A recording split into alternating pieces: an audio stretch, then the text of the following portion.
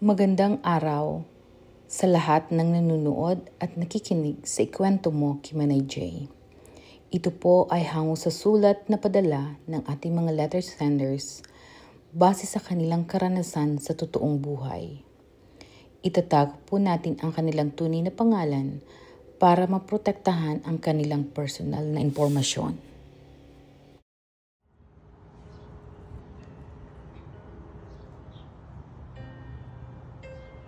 Dear Manay J, ako po si Josie, as everybody knows.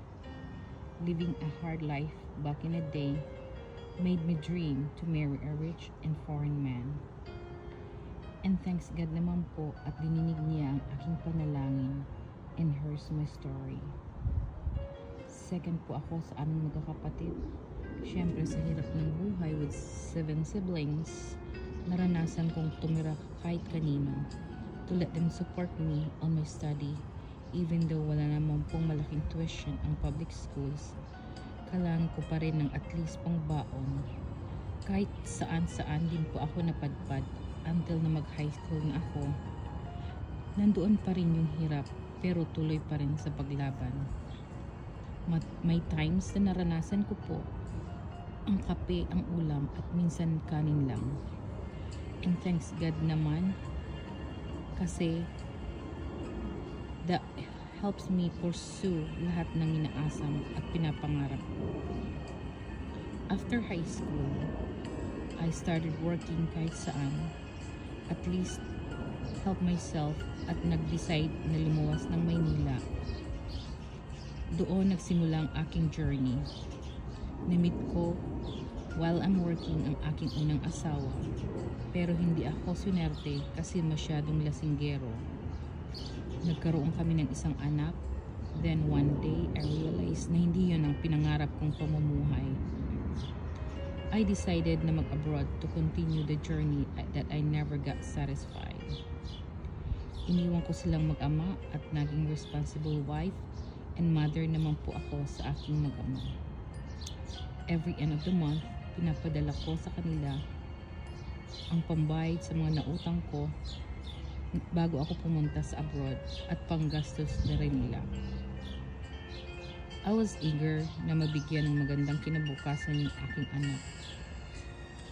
I actually got her a scholarship plan for her future until one time na hipag kong babae contacted me na nagpapasarap daw asawa ko sa pagbabantaya at lahat ng pera na pinapadala ko hindi na ibabayad sa utang at napapabayaan ang anak namin.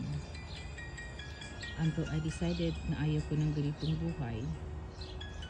Since I was small, I've been through a lot. Lahat ng paghihirap until ngayon pa ba? Nag-usap kami ng hiwalayan at sinabi nila na hindi ko makukuha ang anak ko.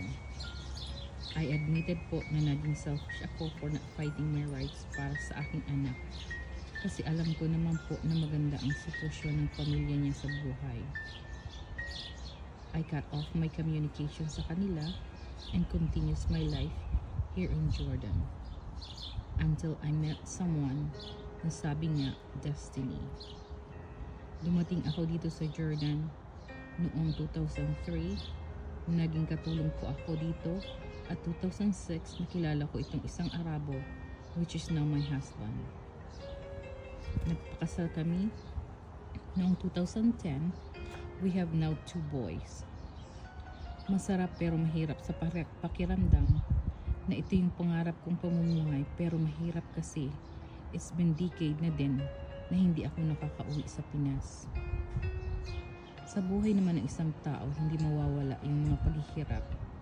And I'm thankful kasi yung naging sukatan ko para mabuo ang bagong pamilya sa bundong puno ng pag-asa. At nagpapasalamat ako sa ating Panginoon na laging nandyan, especially when the times that I needed Him, for giving me a loving husband and amazing sons. So I have at least something to call happy and contented family. At ako po ngayon ay dito na naninirahan sa bansang Jordan. Salamat po at sana magustuhan niyo ang aking kwento. Lubos na magumagalang, Josephine Alshua.